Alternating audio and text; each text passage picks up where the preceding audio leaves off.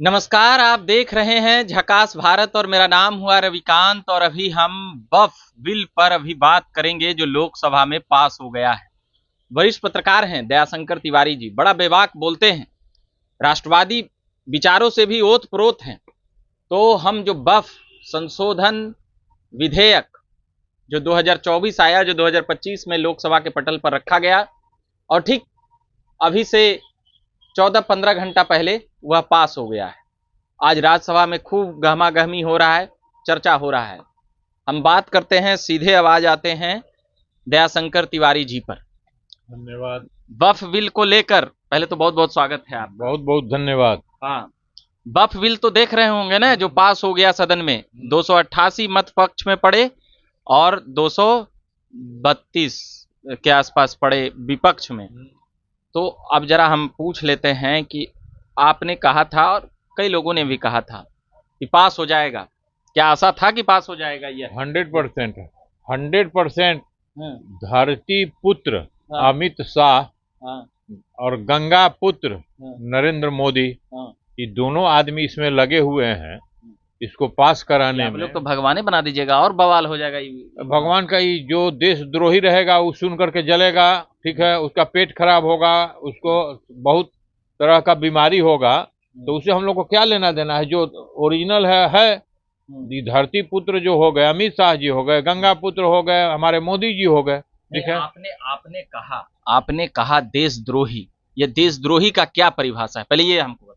देशद्रोही जितने हैं कि देखिए कि दिन भर ये सब बम फोड़ते रहता है, ठीक है, कभी भी अपने देश के सपोर्ट में नहीं बोलेगा, केवल गलत बोलेगा। कौन बम फोड़ता है, विषय यह न है। अरे ये राहुल गांधी का जितना यहाँ रखेल सब है, जितना ये सब देशद्रोहियों को ले आकर के बसाया पाकिस्तान से, जब बंटवारा हो गया तो तुम चले जाओ पाकिस्तान, हम रह गए हिंदुस्तान में।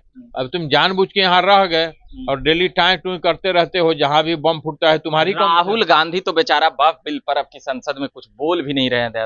वो बोले, उसके यहाँ कुछ है ये नहीं है, वो बोलेगा क्या? अनपढ़ गंवार, वो बोलेगा क्या? विदेशों में जाकर के देश की बेइज्जती करता है, इंडिया में रह करके इंडिया की तो डेली दिन ऐसी तैसी करते रहता है, उसको ज्ञान कहाँ है और वो बोलेगा क्या? अमित शाह को तो छोड़ दीजिए, हमारे यहाँ का संबित पात्रा जो हैं, प्रवक्ता हैं बीजेपी के, अगर उनके साथ इसके पूरे खानदान को बैठा दीजिए, ये सब जवाबे नहीं दे पाएगा। ये सबको कोनो ज्ञान है? सोनिया गांधी आऊं आऊं करते रह जाएगी, प्रियंका गांधी आऊं आऊं करते रह जाएगा, आई तो लगेगा आलू से सोना बनाने, आटा किलोमीटर में लीटर में तौलने लगेगा। इसको कुछ बुझाता है? ये मकई का बाल देख करके कहता है कि सोना है, सोना इसमें फर रहा है, पियर पियर देखता है मकई तो ये कहता है कि मैं सोना फरा हुआ है। इसको तो कोनो ज्ञान नहीं, तो बोलेगा। अब राहुल गांधी वाला टॉपिक पे तो आप बेचारा को बहुत ज्यादा रगड़ दीजिएगा, इसलिए रहने देते हैं उसको। वक्फ बिल पर हम देखते हैं, जो पुराना जो नियम कानून था उससे मुस्लिम संगठन, मुस्लिम समाज आहत हैं और संसद में बड़ा चर्चा हो रहा है। आप भी सुने होंगे, देखे होंगे, कैसे देखते हैं इसे? संसद में जो वक्फ बिल जो आया है, ओरिजिनल मुसलमान कोई आहत नहीं है। आप देखिएगा, ओरिजिनल मुसलमान तो खुशी मना रहा है कि वक्फ बिल आ गया। जो देशद्रोही, कौम के विरोधी, जमीन लुटेरे, माफिया किस्म के मुसलमान हैं, वही वक्फ बिल के विरोध में है, क्योंकि वही तो जमीन पर कब्जा करके बैठे हुए हैं। अच्छा, ओवैसी के प्रॉपर्टी खाली जांच करा दीजिए, सब सामने आ जाएगा। कितना होगा ओवैसी साहब का प्रॉपर्टी? अरे हजारों करोड़ में से बेसी का है। तो कहते हैं सारा सीबीआई ईडी सब कुछ है, ले जाइए कर लीजिए, हम तो अकेले हैं यहाँ। देखिए, इनमें में यही ना है, ये सब करता क्या है कि कोनो पंचर वाले के नाम पर कोनो बिल्डिंग बना दिया, वो पंचर वाला वहाँ झाड़ू धो रहा है, पंचर वाले के नाम पे। हाँ, ये सब करता है, उसी को ये सब नजर में रखता है, माल खाता है अपने। वो कौम जो है वो ऐसी है कि वो सपोर्ट करती है, वो पंचर का दुकान किए हुए है और उसके नाम पर अरबों का प्रॉपर्टी है, ठीक है। अब वो बेचारा पंचरे साटते रहेगा, वो अरबों की प्रॉपर्टी जो है दूसरा कमा के खा रहा है। ओवैसी भी ऐसे ही किए हुए है। मेन है कि मोदी जी को इसको ध्यान देना चाहिए। ओवैसी की सारी संपत्ति खाली जांच करा। लोग तो कहते हैं कि भाजपा की बी टीम है, जहां जाता है वो मुस्लिम वोट को काट लेते हैं, कांग्रेस और घटक दलों के पास नहीं जाता है, भाजपा उससे चुनाव में अच्छा फायदा कर लेती है। बी टीम नहीं है, वो टिकट बेचवा टीम है, ठीक है। भाजपा इस तरह के देशद्रोही को काहे खातिर रखेगा? टिकट बेचवा है, जहां जाता है 5 गो 10 गो 20 गो 50 गो टिकट बेच लेता है, पैसा कमा लिया, फिर अपना ऐश किया, पूरे हिंदुस्तान में घूमता है, इसको विदेशी फंडिंग भी आता है देश में अपन गैदरिंग फैलाने के लिए ओवैसी को। कोई बी टीम भाजपा का नहीं, बी टीम एक सरल आदमी को रखेगा बी टीम में। ये है देशद्रोही टीम है, इसको खाली जाता है कहीं गया अपन टिकट बेच लिया। मुस्लिम लोग में है सीधा साधा लोग अपन टिकट खरीदने के चक्कर में पड़ जाते हैं, टिकट खरीद लेते हैं, इसको माला गया। पर वक्फ बिल 288 मत उसके पक्ष में पड़े, हम लोगों ने देखा कि किस प्रकार से गहमागहमी हुई, मगर इसमें कहा जा रहा है कि मुसलमानों का जमीन छीन लिया जाएगा, जो वक्फ की संपत्ति थी उस पर मुसलमानों को परेशानी होगी, इसको कैसे देखते हैं? कोई वक्फ बिल में किसी का जमीन है, जो नाजायज जमीन पर कब्जा किए हुए था उन जमीन जा रहा है। अच्छा, ये जो वक्फ का जमीन है ये कैसे ये सबका हो गया? कोनो दान पत्र का है, कोई रजिस्ट्री का है? नहीं। जब बंटवारा हुआ तो तुम चले गए पाकिस्तान, तो तुम्हारी वाली जमीन यहाँ की जो है वो सरकार की हो जाएगी। हमारे हिंदू भाई जो पाकिस्तान में थे वो चले आए इंडिया, तो वहाँ वाली जमीन तुम्हारे सरकार की हो गई। ये तुम्हारा वक्फ बिल कहाँ से आ गया? ये नेहरू वहरू जो था उस समय संविधान जो लिखाया वगैरह था उसमें सब जानबूझ करके सब सपोर्ट किया था। नेहरू तो खुद मुसलमान था, वही सब सपोर्ट करके वक्फ बिल ला दिया। वक्फ बिल कहाँ से हो गया? जब कहाँ से कहाँ पहुंच जाते हैं डायरेक्ट, फिर नेहरू इंदिरा राजीव राहुल से छूट ही नहीं रहा, पीछे वक्फ बिल पे रही। वक्फ बिल पर हम कर रहे हैं कि वक्फ बिल में ये सब जुड़वाने का इसी सब का काम है कांग्रेस का। तो वक्फ बिल तो कहीं है ही नहीं था। अच्छा, वक्फ बिल कहाँ से आ गया? अच्छा, ये पूरा हिंदुस्तान जो था हिंदुओं का था, ठीक है क्या? ये पूरा हिंदुस्तान हिंदुओं का था, इसमें तुम लोग कहाँ से गया? तुम लोग ये तो सर्वधर्म संभाव सर्वे भवन्तु सुखिनः वाली रीति रिवाज परंपरा वाली देश थी, तो आप इसमें हिंदुओं का क्या है?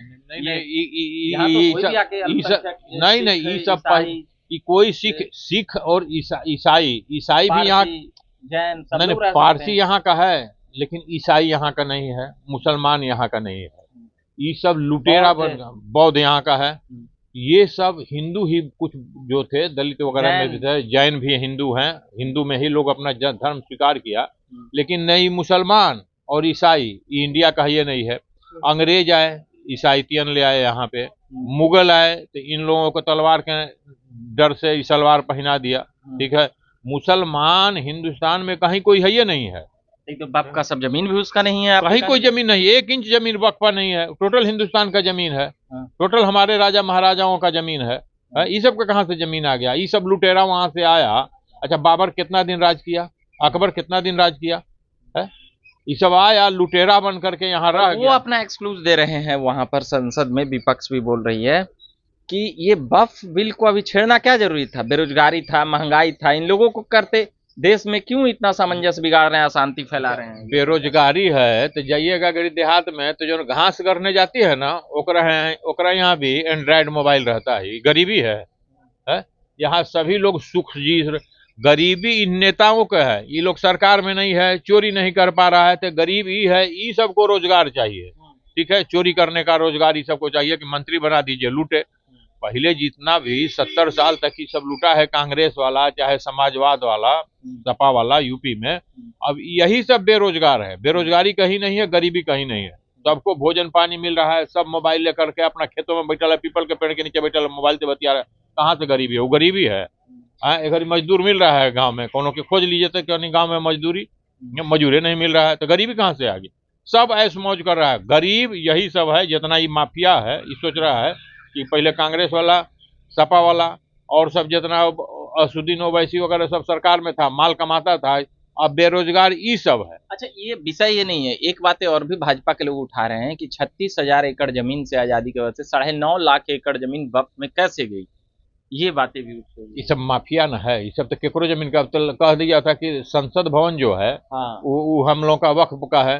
कुंभ जो हो रहा था उसमें कह दिया कि 1200 एकड़ हमरे है। अरे, नदी के किनारे में कोई जमीन किसी भी किसान का नहीं होता है। वो जो गंगा जी की धारा है, चाहे जमुना जी की धारा है, वो जो धारा बहती रहती है, वो टोटल सरकार का जमीन रहता है, ठीक है। इसमें वक्फ अब घुसा दिया, ये कुंभे में घुसा दिया। ये कब कहाँ क्या कर देगा, ये सब का कोई हेतु नहीं है। अभी पटना में ले लीजिए, अभी इमीडिएट मजार गली 100 पटेल गली है, उसमें कुर्मी लोग का वहां पर खरिहान था, ठीक है। वहां जाकर के ये मजार कहाँ से कौन मर गया था, ले आकर के मजार वहां बना दिया। अब कहता है कि मजार गली वहां कब्जा किए हुए है ये सब।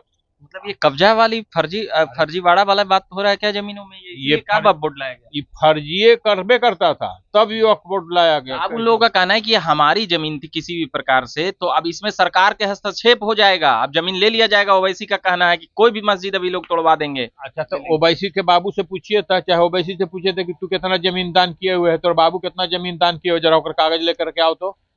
ये सब जमीन दान दे वाला है कि सब कैप्चर करे वाला है, लूटे वाला है? ओवैसी के बाबू दादा कोनो जमीन दान किया है? उसका कागज लेकर दिखाओ कि हाँ तू दान के ले। अच्छा, अमित शाह जोरदार भाषण दे रहे हैं, कह रहे हैं कि अगर नहीं मानेंगे बात तो ये नहीं कैसे मानेंगे, यह सरकार द्वारा बनाया गया बिल है, मानना ही होगा। ये क्या धमकी दे रहे हैं? धमकी नहीं दे रहे हैं, नियमतः सही कह रहे हैं। ये सब कह रहा था कि 370 खत्म हो जाएगा तो खून की नदी बह जाएगी। कहाँ नदी बही है? अमित शाह जी प्रशासनिक अधिकारी हैं टाइप का, अपना बात करते हैं, वो अभी गृह मंत्री हैं, तो उसी हिसाब से वो कहेंगे। तू मानेगा नहीं? ये संविधान में बन गया, संविधान तू नहीं मानेगा, रहेगा इंडिया में तो वही होगा, पिछवाड़ा लाल। हाँ, लाल कर देंगे। हाँ हाँ। अच्छा, मोदी जी यहाँ विपक्ष को व्याकुल करके आई जाके थाईलैंड में रामायण देख रहे हैं, क्या कहिएगा मोदी जी को? इनको यहाँ नहीं, देखिए इस संत आदमी है, यहाँ अपने हनुमान को छोड़ करके गए हैं ना, अमित शाह जी है ना, ठीक है। और बंदरी सेना जो है, मान लीजिए कि रावण युद्ध हो रहा है, ठीक है, तो यहाँ पर तो अभी बंदरी सेना लगी हुई है, हनुमान जी लगे हुए हैं। जब रामचंद्र जी का जरूरत हो जाएगा तो वो भी आ जाएंगे, तीर धनुष ले ले, उसमें कोई दिक्कत नहीं है। वो अपना रामलीला देख रहे हैं, एकदम देख रहे हैं, आराम से, एकदम फ्री माइंड है।